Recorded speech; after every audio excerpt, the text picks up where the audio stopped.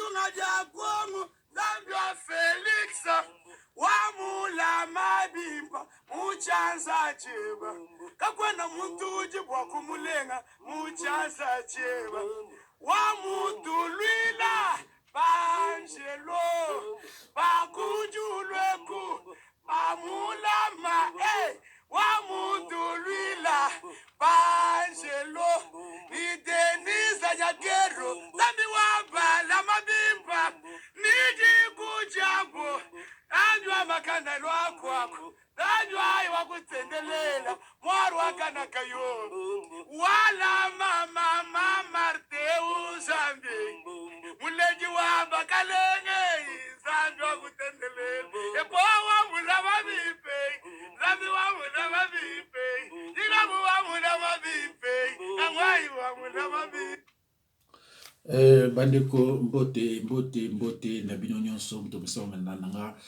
thème ya lelo ezali 18 ans de pouvoir de Kabila, le bilan est criminel. 18 ans ya pouvoir ya Kabila, bilan est criminel. Bandeko, il faut tout ça l'effort na bandenge nyonso Kabila azonga lisusu na pouvoir te ni so na betension ya kotia mwasi na ye.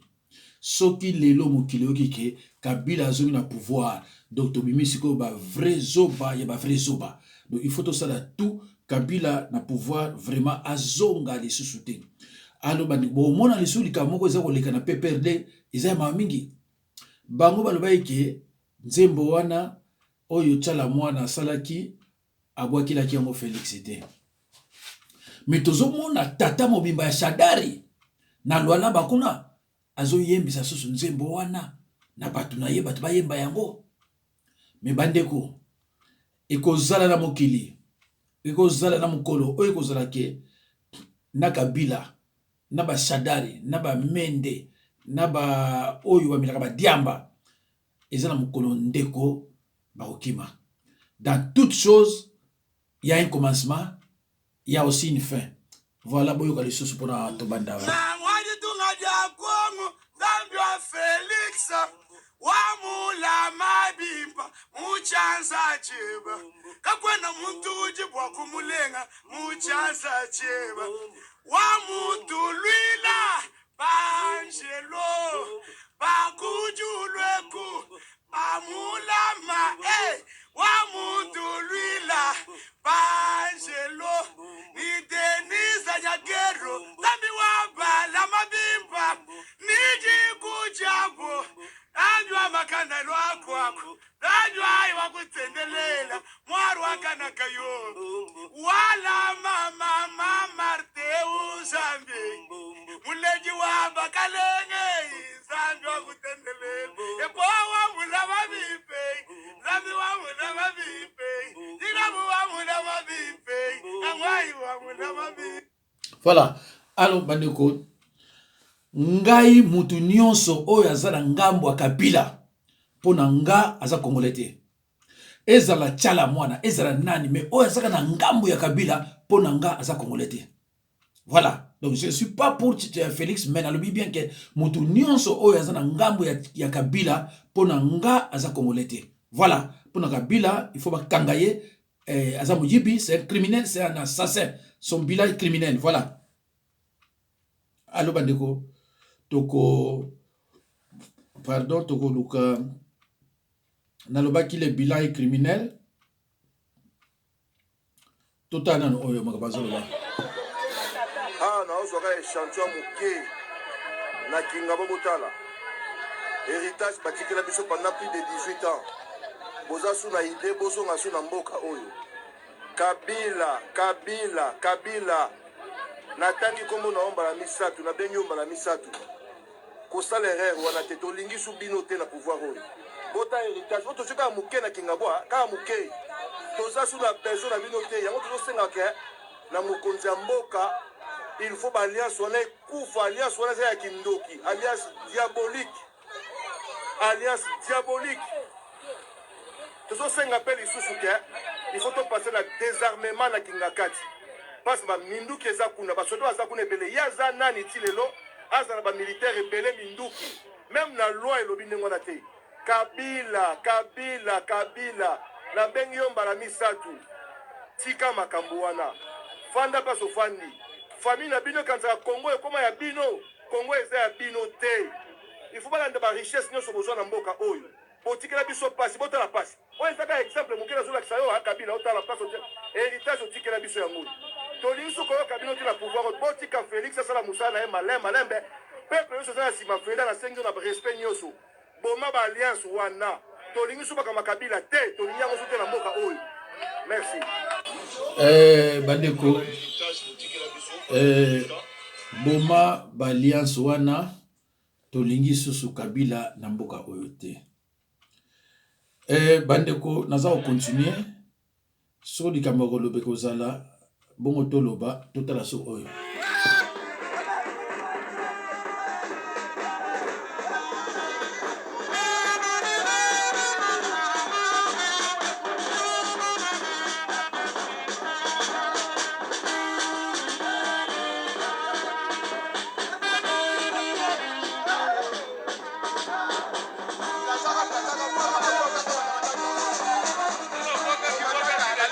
La ligue, comme c'est la maman, c'est ça qu'on a vu.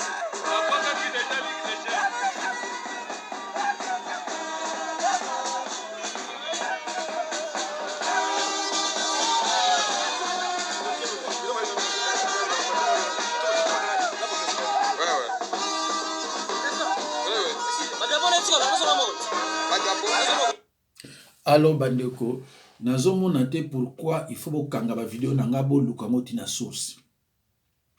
Il fallait peuple congolais amona makambo oyo po ayeba ke mutu nyonso ata moko aza na Aline Kabila azate. Mutu moko Aline Kabila azate. Mutu nyonso aza koloba alliance wana ekufa. Bongo biso na biso toyeba nini tokosala. Na lobaka na bino tolanda ba video nanga Kinshasa na kimaka Félix Tshilombo te. Kinshasa nga kimaka Kabila. Félix Tshilombo te. Tshilombo za congolais na okime pourquoi? Même ceux qui c'est un voleur de voix. Mais na okime pourquoi? Parce que na yebi ke suka nango to ko arranger. Suka nango to ko arranger ceux qui batona baké. Parce que ceux qui ont na kan Kabila, olingi ke Kabila azonga bande konanga to zonga na merde akosakana te. Voilà. Donc bomoni batu ya PPRD batu ya IDPS ndenge batiena ni na cimetière batie cercueil pona mutu na bino azonga susute. Alors tomoni ndeko wana ya muluba ndenge alakisi Kingabwa. Omoni Kingabwa totala susu bandeko. Chassa. Ah, dans la victoire, mais Tony Boy. Tony. Parce que niveau est tellement bouché. Le bilan de mon camarade, quand il m'a dit ça là, on a des communales à Kalam. Et bien la commune, mais moi Tony Boy. Hein? Kalam. Mais Tony, parce que niveau est bouché, qui nous fait en haut. Kalakia autour de Mabatoa et l'Union africaine. Bandeko na ba promotion na biso so balobi na yo victoire mais non place à kosakana te mais bandeko tala victoire ne ekomi donc ba ministre ba travailler na ba côté ba nyonso ba travailler na ba côté bandeko nanga pour vraiment ko sala ba terrasse wana il faut mundele mutu aya ndeko soki yo finga ka mundele dona mutu na yoko eza penda na merde parce que mundele tango azalaka wana ezaka ndenge wana te tango misozo kola do ba caniveau kutu donc essaie tonda mais ba ministre ba ali ba député ba ali ba sénateur ba ali bandeko moi j'ai des amis là-bas hein bazo banga non biso travail na biso te ils reconnaissent hein que ba travail na bango te ndeko mboka wana boyo kwa ngai même si tu es Zoba président, mais si tu as lingimbo kawana, il faut changer. Même batie Zobako, président de la République. Mais ce qui a ligné mboka yango, na peuple, isili. Ba o ba yaka wana, des barbares, balingi mboka yango, mais balingi peuple te. Balingi mboka yango, pona ko yiba. Voilà, c'est tout. Na tchaki, na epsa mino ki na salaki vidéo moko avant-hier, intitulé les enfants mineurs ne sont pas protégés, mais ils sont maltraités. Et puis, bimila kite, pa iba kota na kati wa bamba nongoli yango. Mais bino bozo bana bato état de droit. Mais état de droit, liberté d'expression, c'est l'état de droit. Liberté d'expression, c'est liberté, c'est kate ko kangaka bana wana mike, ko boka ba wana ba prison, ko tikaka bana moins de 15 ans ba la prostitution, wana za état de droit. État de droit za ngoyo, tango na zolo ba pona mboka. Tango na zolo ki sa extrait. Po batu ba mona. Mais bino bozo ko empêcher na po batu ba mona te pourquoi? Et c'est vrai que batu bazo bomango, ils ont la présidence de la République. J'ai toutes les informations. Mais ça m'a wa. Ezra yom to sala mabe, Ezra Kabila, mais peuple femme mona to l'ex mboka nenge zali. Yo kuti mboka sebe bati. Kuti mboka sebe ba exemple au sala on a déjourté. Mais tikilanga liberté, parce que tikilanga liberté te na kocha nini chaîne nga espace. Na zuba disposition tout. So na chaîne nga espace bo mangote. O yaza ko bomango yo kanga. So na chaîne o yanga espace bo bomangote. Parce que na zuba mignon so na ba professeur informatique. So na tia un espace bo ko bomangote si les en espace. Mais bo tika bandeko bino bandeko ya baluba bozana le présidence kuna bozuba indien sur ba japonais botika ngana tchaka ba extrait bolobi nga d'abord un yoza pasteur ba yokla bino deux ozo tcha ba extrait ah mais c'est ba ko kosema kama nayo mais ndeko ba extrait on azo tcha ngati mtu nazo sala kango dans un ba service de renseignement belé oyo sona labuki na kuta bilo so sevandi ali ngasi kuna la peuple nazo tala mboka la bino ngezali nige siko tozo la kisa que Kabila foutit la merde de chez nous. Et bongo bos asuna idée que Kabila azonga. Mais ça m'a mingi. Et ça m'a mingi. Donc, ils ont passé en pleine matinée politique au Lualaba, le PPRD entonne la chanson Ingratitude de Tchalamouana. Bon, nous sommes pas Mickey. Bino boyobi ki boyobi la félicité. Mais Sadari, azo yimisa nzembo kuna bomona osiko. Eza mawa bandiko ngai ya. Bolobi ke Tchalamouana ayembela ki Félix ayembela mutu susu. Pardon. Mais bino pourquoi vous yemba yebo? Nzembo na zaki clair. Nani Tchalamouana bayebisiye na mokonzi na bino kuna ingakati non? Sala nzembo yembela ye. Aye base la reconnaissance parce que bandiko bino to landanga. Makambo bandiko beba entre Chilombo na Kingakati. Na prévenir bino ke makambo bandiko beba 2021 il was la show na ba bomba ba aussi ça ensemble été ba vio bomoni na Kinshasa oyo ti Angola ba mususu ba ya ba yepo abunisa kabila tout ça non ba vio on ezali ba nyongo oyo RDC abana ko utiliser ba avion bateau parce que les banana ko futa yango na ba avion eko démissionner yana ke eko défiler yana ke soki ba futa yango te eko beba bazo réclamer mbongo soki ba futa yango peteko eko beba yango na moni ba avion wana za défiler alo bandeko total nano eloko yo soki to komona yango to lakisa kuna Lualaba ndenge ba les ennemis du peuple ba obazo sala toke. Alors namoni voilà.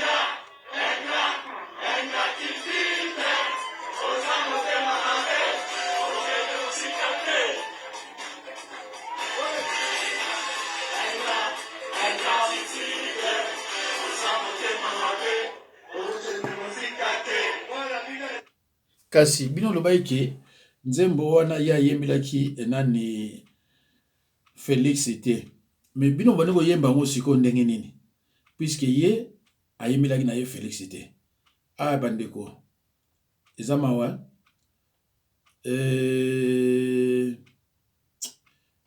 c'est triste quand même allo bandeko nakodlakisa bino susu oyo bon to continue na biso solola merci.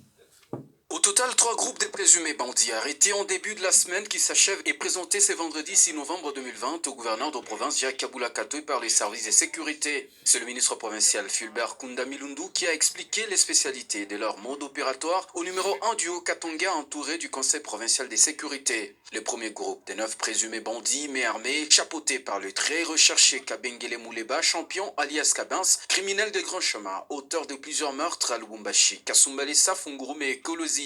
Il est le cerveau moteur de tous les décès par balle ayant endeuillé plusieurs familles à Lubumbashi principalement. Le célèbre tueur et sa bande sont passés aux aveux, reconnaissant pleinement leur forfait devant le gouverneur de province. L'homme s'adonne à cœur joie à tirer sur la population notamment avec objectif de la soulever contre l'autorité provinciale. Toujours dans son groupe, Mutomba et Chimanga Chilolo, un récidiviste arrêté plusieurs fois et relâché, le criminel revient à ses activités de sang comme si de rien n'était. Visiblement en complicité avec ceux qui le retournent dans sa boucherie humaine. Le deuxième groupe, dirigé par Kabata Batin, en fuite.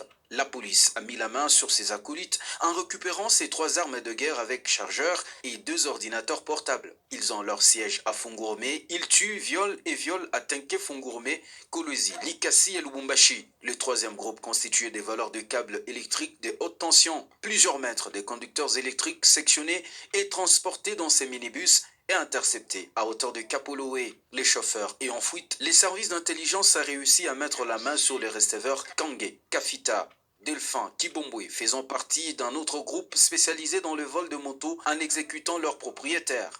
L'auteur a également reconnu tout son forfait et enfin une dizaine de receleurs, des voleurs par extorsion et des téléphones mobiles. Le gouverneur de province a félicité les services de sécurité pour ce énième coup de filet et pas de moindre, Jacques Kabula Katoy a fustigé tous les actes criminels ayant endeuillé sa population. Il a instruit ses collaborateurs pour qu'un procès public soit tenu et transmis à la télé pour que la population puisse suivre les jugements de toute la bande de ces malfrats. La mission que nous avons, c'est de rassurer notre population qu'elle peut dormir en paix. Et nous ne pouvons pas réfléchir face à ces mouvements de terreur, mais l'État est toujours fort pour sécuriser sa population. Nous allons suivre tout ça de près pour que la justice fasse convenablement son travail et que ceux qui sont coupables répondent devant la justice et soient condamnés. Le gouverneur de province Jacques Kabula Katoy rassure tous ses administrés. Son gouvernement provincial va continuer à s'impliquer dans leur sécurité jour et nuit. L'exécutif provincial devra mettre sur pied un fichier pour suivre le dossier individuel de tout criminel arrêté et condamné. Alors bandeko, na banzi bomoni ke mutu mundo azaka mutu mundo. Jamais ba député, ba sénat, ba sénateur, membre du gouvernement va se réunir ba mituna pourquoi bana wana ba komi ba niveau wana atuka bandiko mundele za mundele na mundele akozwa bango abano tuna bango mais bosa pourquoi bakoro ba ke non passer tout na musalate. Alors ceux qui parlent de la musalate il faut que l'on trouve une solution bango siko ndenge nini ko no boka ba na prison ko no boka koza mutu mundele mabe ndeko koza mutu mundele mabe même bato to vanda bango awa na poto oyo bayebi mokili ndenge ekendeke baza kuna bazolo barrière bango nyonso bakoma na ba miyibi ndiko ya pasi comment on a vraiment que bat bazoko ko travailler te bazoye baté pourquoi aucun ne ba na mike ya basi baza ba prostituer aucun ne pas iboye ba miyibi aucun ne pas c'est-à-dire qu'il y a quelque chose qui ne va pas si ko to sala nini ni ko quelque chose qui ne va pas to yoka bango to sala to tina bonne formation bandiko za pasi comment mutu mwindo akoza na ba niveau akoza na mutu ça n'a rien si comme ça bango bobi justice ça nini solution de rechange des actes justice ça nini justice ça ndengini aye bango pe kuna oyo ezate bazu bango batini bona na boloko bakina bolo kuna baliaka te traitement eza te nini te passe na passe y compris les mineurs. Ah bandeko ya mawa alors mboka ya ndenge wana ngano travail nga awa bien donc lobi na zongo na kina mboka mari ko wana andeko ya mawa mingi ya ono zongo na ba oba suma ba lupango baza ko teka yango baza ko zongo ke mais non rien ne va et le pouvoir n'est pas décentralisé. Musala au ministre ko sala il faut président du public sala yango musala o ya transport premier ministre il était président de France yango makamusu faut ba kende pas ya ministre d'enseignement non bon moi qui n'est pas président de la République muto kufini no mama tani tala biso du Cameroun oyo alors que député zali pardon nani bourgmestre zali e musana ipo ba monaye ba ministre batuna pas na libanda ah papa président tala biso du Cameroun oyo donc président de la République comment osala bisala mko affinité misala mko ezanga tina ya pamba o itali ete ndiko mawa ndiko mawa nako lakisa bino mboka moko boye ezalaka mboka ya pasi ndeko na minute oyo mboka wana ekoma développer na yebite so na komona yango mais bino mtoto landanga boyebi mboka yango je crois que nakomona yango te zelatala grâce au fait que le Botswana est également une référence bande kolanga mboka ngo komona ngo Botswana en matière de gouvernance. C'est le pays le moins corrompu d'Afrique et par conséquent parmi les pays les moins corrompus. C'est là. Voilà. Grâce au fait que le Botswana est également une référence mondiale en matière de gouvernance. C'est le pays le moins corrompu d'Afrique et par conséquent parmi les pays les moins corrompus du monde. Les premiers bénéficiaires de la vente du diamant du Botswana sont les Botswanais, car l'essentiel de cet argent est investi dans l'éducation et la formation. Le Botswana est l'un des pays au monde qui investit le plus dans l'éducation par habitant. Les étudiants botswanais reçoivent une bourse comprise entre 150 et 200 $ par mois. Pour les plus brillants d'entre eux, si leur filière n'existe pas dans les universités botswanaises déjà assez prestigieuses, l'État vous envoie vous former partout dans le monde sans que vous ne déboursiez le moindre frais. Sur le plan sanitaire, si l'épidémie du sida résiste, il faut noter que le Botswana est le premier pays africain à rendre les antirétroviraux gratuits. La principale raison du succès du Botswana, c'est le leadership. Ce pays a eu des dirigeants exceptionnels et d'un patriotisme agissant. Le premier d'entre eux, Seretse Khama, mérite qu'on le connaisse, qu'on parle plus de lui et qu'on lui donne le rôle de modèle. C'est lui qui a imposé sa vision à ses successeurs, qui se sont alignés, chacun essayant de faire mieux que son prédécesseur. Oui, le Botswana est un pays africain, ancienne colonie britannique et aujourd'hui véritable référence mondiale. À côté du Botswana, on peut parler des pays comme l'île Maurice, le Cap-Vert, l'Éthiopie. Oui, l'Éthiopie, vous ne rêvez pas. Ce pays qui, il y a encore quelques années, était la honte du continent, dévasté par la famine, est devenu, grâce à ses leaders, une référence en Afrique et dans le monde.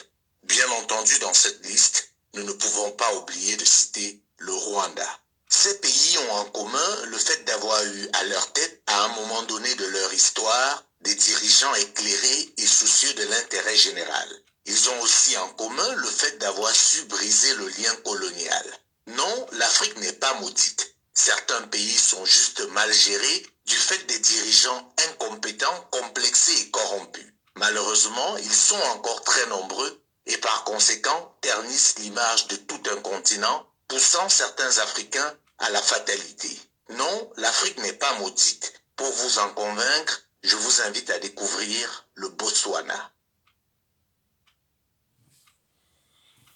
Ndeko, soko landi vidéo yo kawa moke o comprendre.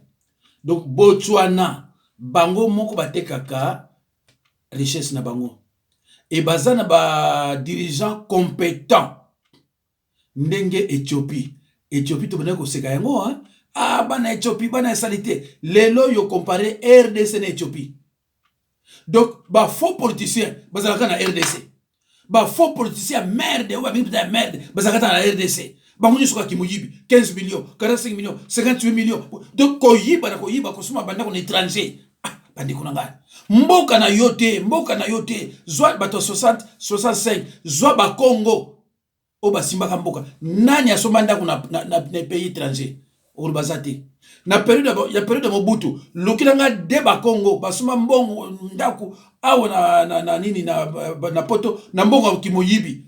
Moyibi sozate. Mais bekolo musunga sona manda cité à moment na 10, 15, na sa cité na cité. Ndeko za mawa, tala Botswana. Donc, un étudiant ya Botswana azana 150 à 200 $. Bon, wana kutu étudiant. Donc, nanu balobi policier te. Mais biso sikoyo étudiant ana combien? Policier ana combien?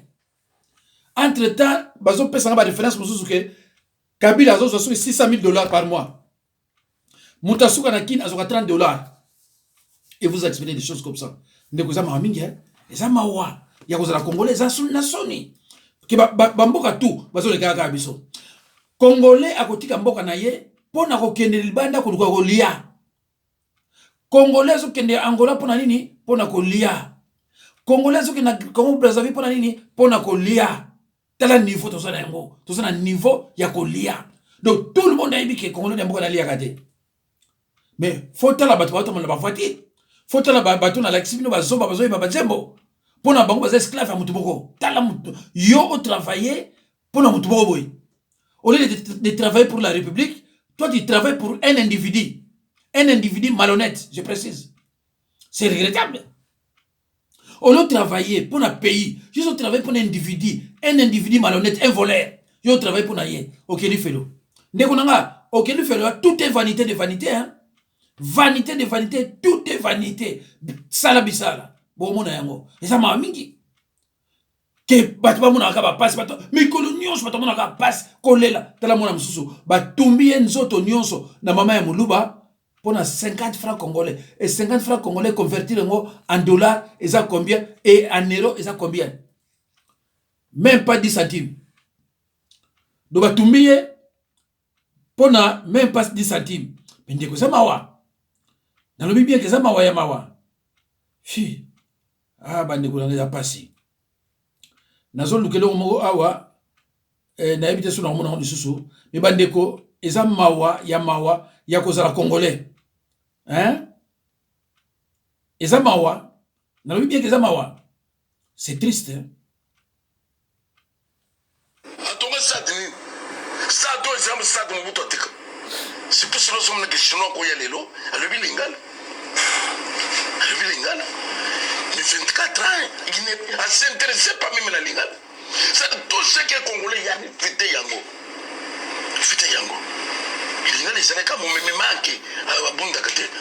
Depuis le temps, il y a Mobutu Kasavubu, un étranger à Koko dans la zone minière. Jamais Kosa la mette. Mais Nathan Joseph Kabila, tous les étrangers dans la zone minière. Batorina Bande comme Fandi, donc vie normale. On nous a appris tout. Voilà comment, tout ça, de quoi il faut ensemble. Okuti miba, obomi miba, osali ya yo miba. Okuti shekamine, obomi shekamine, osali ya yo shekamine. Okuti poro amatedi, obomi poro amatedi, osali ya yo poro. Okuti zo, obomi zo, osali ya yo zo. Donc ça veut dire que lui, il a privatisé bilo konyos. Ah, tout ça na yo. Vous voyez pas que régime de son amaboko ba sénégalais. On a tiré ça ba camerounais. Moi j'ai bien mot. C'est-à-dire que tout n'a pas. Moi quand ni beaucoup sont sénégalais qui voyagent sur société. Même banque mondiale a gagné mais ça a gagné le bilan monétaire l'État contre très méchant contre la société naïe. Tout mon côté. Tout financier bino bolembo. Tout financier bino bolembo. Les autres sont en courant. Na mission na yo. Tout bandi na yo mission et katani tout ce groupe. Les Kabila bayaki ba kuta mission na mouvement. Ya ba to tomboka mobimba. Groupe partout. Na quartier yo fani peron na za kwa que ça fait maintenant un mois maïzate. Sokola maboko coronavirus. Mayango ba sokola maboko za. Bandeko na banzi boyoki ndeko yo congolais ndenga utikoloba. Niveau ya maya pour sokola maboko maïzate. Mboko mbe commence ko fani ko toto neti ngana ninga bakele te. Ndeko fana mko ndena te. Donc mais courant ya RDC baza ko exploiter on ba mboka mosusu ba futaka mbongo ebele mbongo mo na kate na ba mboka net ba France awa soki baza ko exploiter le oya bino mbongo baza kotisa assemblée ebiango sénat ebiango mbongo za ko bima assemblée ebiango sénat ebiango oyo ya biso ba député ba sutukaka que Kabila kuna sali société mais mboka o ezana ba député. Comment ça se fait que Kabila a dans la société bino kozana ignorance? Comment ça se fait que eloko mo 30 lelo ba vieux ya Angola ezo tambola na Kinshasa président de la République ayeba kité ce qui ba général ba yeba na bakote ba moni ba sulika bo e ba tambola na mboka na biso. Quel mboka ndeko na quel mboka ya marko wana? Donc mboka mboba ya ba zoba na ba zoba. Combien de docteurs baza kuna français? Mboko mba docteur en médecine à Somaka. Mboko mbako, ngaza ba disciple, baza ba dekona ba docteur avec ça. Baza musalati. Awa infirmier à Somaka te, bon docteur. Mboko mba RDC, ba docteur ba Somaka baza musalati. Liwa, ba bazo ku fa cascade. Bandi ko za mawa, isa mawa. Muto yaye abominios, déjà akutaka ko ba boma, Yesu yaye abomi on a dit ngo salati. C'est triste bandi kulangai. Donc yo na bani congolais. Soko moni vidéo. Oyo eko aider peuple congolais pour comprendre. Soko partager ngote aux congolais te ndeko nangai. Et ça tika otalika la première ligne. Non, partager parce que so mona pasi. Partager boyo kanga. Bo partager ngai YouTube afuta ngai te. Loko na chaka ba extrait. Asa droit afuta ngai te pona ocha ba biloko ba. Ako futa ngai te. Alors nous avons fait un gars qui a musala au Pramboka, bino pe bozo ngo botinda ngo bakin na ba policier na banani. Ba policier faut baye baké Kabila zana 2600 garde du corps. Na 2600 garde du corps na moko zo $1000. Na moko zo $1000. Mais oya bango bazoka $30. C'est pour cela il faut obligatoirement impérativement ba policier, ba soldat, il faut ba ça la révolution. Ba yoka su Kabila te, ba yoka pe mutu bokote. Baluka babisa mon boulot comme ça mboka échanger parce que non on ne peut pas continuer comme ça boyoki ndeko même ndenge utuko loba soko za congolais faut peso mawa bande ko merci beaucoup na tiki bino nzamba pa mula bino à la prochaine occasion.